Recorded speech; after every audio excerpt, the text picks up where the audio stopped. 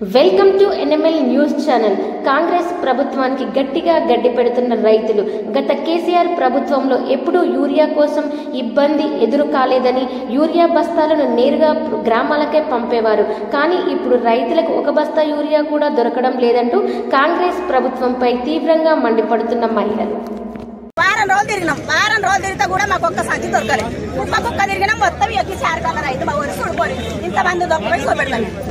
మేము ఎట్లా బతకాలి? బుర్ర తిని బుర్ర కక్తాం. మేము ఎట్లా బతకాలి? నిన్న 7 గంటలకు పోయిండు, పాస్బుక్లు ఆధార్ కార్డు చేసిండ్రు. లోన్ వస్తుండే 200 సంచి